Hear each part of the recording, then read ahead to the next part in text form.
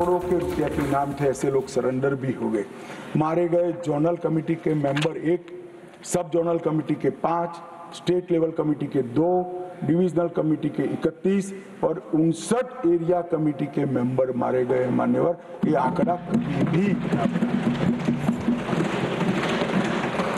आत्मसमर्पण के लिए भी हम लचीली पॉलिसी लेकर आए और जो लोग हमारी सरकार की घोषणाओं के पीछे मखौल उठाते कि कई सरकारें बदल गई, कुछ नहीं हुआ, मैं बड़े आनंद और विश्वास के साथ कहना चाहता हूं, ये सरकार के रहते ही ये देश नक्सल समस्या से मुक्त हो जाएगा। मान्यवर, इसमें किसी को सरकार,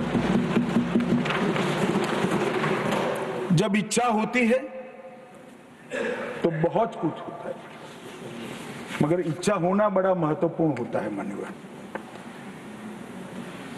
नॉर्थ ईस्ट की समस्या को भी कमोबेश हम समाप्त करने के कगार पर है। मान्यवर, वहां पर भी हिंसक घटनाओं में 70% की कमी, हताहत सुरक्षा बलों में 72% की कमी और हताहत नागरिकों की संख्या में 85% की कमी है। हमारी सरकार आने के बाद हमें सब हथियारी ग्रुपों से बातचीत की। मान्यवर, 19 से अब तक 12 महत्वपूर्ण शांति समझौते किए। 2020 में NLFD के साथ, 21 में ब्रू रियांग के साथ, 22 में कार्बी के साथ, 2022 में आदिवासियों के साथ, आदिवासी संगठनों के साथ, 2022 में असम मेघालय अंतरराज्यीय सीमा का समझौता, 2023 में DNLA, UNLF और उल्फा का समझौता, असम और अरुणाचल प्रदेश का अंतरराज्यीय सीमा का समझौता, 24 में त्रिपुरा के साथ समझौता, NLFT और ATTF के साथ समझौता। कुल मिलाकर मान्यवर 10,900 युवा हथियार डालकर मेन स्ट्रीम में आए हैं। मैं अभी बोडोलैंड जाकर आया हूं। मान्यवर, हजारों युवा आज विकास के रास्ते पर चल पड़े हैं, अपनी ही बोडो मातृभाषा में पढ़ते हैं, अपना ही धर्म अनुसरित करते हैं और विकास के काम। ये बोडोलैंड का समझौता जब हुआ तब सब मजाक उड़ाते कि समझौते धरे के धरे रह जाएंगे। आज मैं कार्यक्रम देखकर आया हूं, मोदी जी गए, 5 लाख बोडो युवा, वृद्ध, अबला, नागरिक सब। मैं कुछ दिन पहले ही बोडोलैंड जाकर आया हूं। मान्यवर, परिस्थिति बदल गई है। आसाम के अंदर 5 लाख करोड़ का इन्वेस्टमेंट का MOU होता है। एक आसाम के अंदर इंडस्ट्री एक जमाने में स्वप्न माना जाता था, आज वहां पर शांति है। मान्यवर,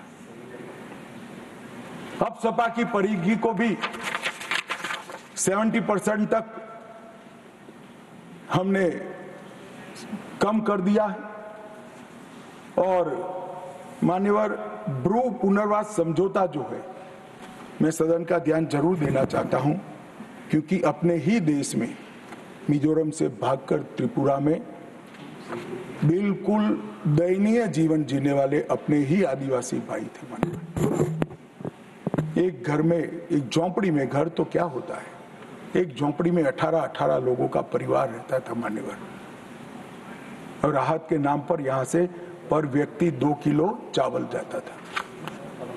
हमने सबके सब 37,000 ब्रू रियांग परिवारों को 150 यार्ड का घर दिया, एक सामुदायिक भवन दिया, स्कूल दी, हेल्थ केयर का एक पास में ही दवाखाना दिया और सभी घरों से 2 युवाओं को स्किलिंग कर आज उनको स्वरोजगार की दिशा में आगे बढ़ा रहे हैं। मैं 8 महीने पहले वही क्षेत्र को देखकर आया हूं जो मैंने 5 साल पहले देखा था। आसमान जमीन का फर्क पड़ा है और सारे ब्रू रियांग भाई दोनों हाथ जोड़-जोड़कर अपने ईश्वर से नरेंद्र मोदी को दुआ देते थे, मांगते थे कि भगवान भला करे। নানা ধরনের কন্টেন্ট দেখার জন্য লাইক করুন, শেয়ার করুন আমাদের ফেসবুক পেজ, সাবস্ক্রাইব করুন আমাদের ইউটিউব চ্যানেল। পাশাপাশি অন্যান্য ব্রেকিং নিউজের জন্য অবশ্যই চোখ রাখুন রিপাবলিক বাংলায়।